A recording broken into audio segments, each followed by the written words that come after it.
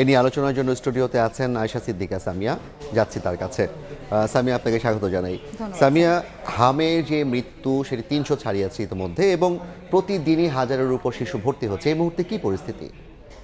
জাফর, আপনি একদমই ঠিক বলেছেন। আমরা আসলে প্রতিদিনই দেখছি হামে কিন্তু শিশু মৃত্যু ঘটেছে এবং দুঃখের সঙ্গেই জানাচ্ছি যে মার্চ থেকে শুরু করে মে পর্যন্ত প্রায় ৩ মাস হতে চলল। হামের যে প্রকোপটি আমরা দেখেছি শুরু থেকে সেটি কিন্তু এখনও আছে এবং গতকাল আসলে ১৭ জন অর্থাৎ ২৪ ঘন্টায় ১৭টি শিশুর মৃত্যু কিন্তু আমরা দেখেছি, সাক্ষী হয়েছি। এবং এই যে দুঃসংবাদ আসলে এটা আমাদের দেশের জন্যই কাম্য নয়। এর পিছনে বেশ কয়েকটি কারণ কিন্তু সরকারি মহল এবং জনস্বাস্থ্য যে বিশেষজ্ঞরা আছে তারা কিন্তু দেখছে।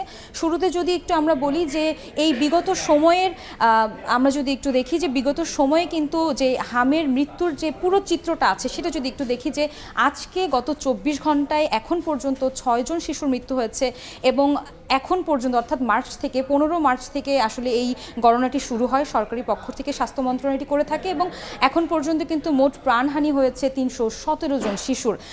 এবং ডাক্তাররা আসলে চিকিৎসকরা বলছেন, পরামর্শ দিচ্ছেন যে এখন যেহেতু টিকাদান কর্মসূচি চলছে তাই দুটি টিকা অর্থাৎ ৯ মাস এবং ১৫ মাসে দুটি টিকা গ্রহণের পরে তারা কিন্তু আসলে পরামর্শ দিচ্ছেন যে বুস্টার ডোজ যেটি রয়েছে সেটি যদি শিশুদেরকে দেওয়া হয়, এটিতে কিন্তু জোর দিচ্ছেন চিকিৎসকরা। পাশাপাশি একটু বলি যে মৃত্যুর জন্য যে পদ্ধতিগত অবহেলা সেটিকে দায়ী করছেন জনস্বাস্থ্য যে বিশেষজ্ঞরা আছেন তারা কিন্তু বলছিলেন যে অন্তর্বর্তী সরকারের সময় আসলে টিকা ঘাটতির একটি প্রশ্ন তুলেছে এবং এক ধরনের আলোচনা হয়েছিল। তার প্রেক্ষিতে কিন্তু আসলে আমরা আজকে কথা বলেছি। গতকাল আমরা যেটা দেখেছি, স্বাস্থ্যমন্ত্রী বলেছেন যেসব জায়গায় টিকাদান সম্পন্ন হয়েছে সেখান থেকে হামের রোগী কম ভর্তি হচ্ছে। সরকার ব্যবস্থা নিচ্ছে, কি ধরনের ব্যবস্থা সরকার আসলে নিচ্ছে? জি জাফর, আপনাকে বলি যে সরকার এখন পর্যন্ত ৯৯% কিন্তু তাদের টিকাদান কর্মসূচি যেটি আছে সেটি সম্পন্ন করেছে। এবং আমরা যদি একটু দেখাই যে আজকে টিকাদান যে কর্মসূচি রয়েছে যেটি বলছিলাম যে এত শতাংশ শিশু কিন্তু তারা টিকাদান কর্মসূচির আওতায় এসেছে এবং কয়েকদিনের মধ্যেই কিন্তু আমরা জানতে পেরেছি সরকারি পক্ষ থেকে বলা হয়েছে যে কয়েকদিনের মধ্যেই এই যে ১০০% টিকাদান কর্মসূচি সম্পন্ন হবে বলে ধারণা করা হচ্ছে। শুধু ঢাকাতে নয়, সারা দেশেই কিন্তু এই টিকাদান কর্মসূচি চলছে এবং যেহেতু সারা দেশেই এই হামের প্রকোপ দেখা দিয়েছে তার ফলে কিন্তু আমরা দেখছি যে সারা দেশ থেকে ঢাকায় রোগীর সংখ্যা বেশ আসছে। এবং আমি একটু জানিয়ে রাখি, আজকে সচিবালয়ে কিন্তু একটি ব্রিফিংয়ে সরকারি মহলের অর্থাৎ প্রধানমন্ত্রীর তথ্য ও সম্প্রচার উপদেষ্টা ডক্টর জাহিদুর রহমান তিনি কিন্তু বলেছেন যে টিকা নিয়ে গাফিলতি বিগত সরকার অর্থাৎ অন্তর্বর্তী সরকারের টিকা নিয়ে কোনো গাফিলতি আছে কিনা সেটি কিন্তু খতিয়ে দেখা হবে।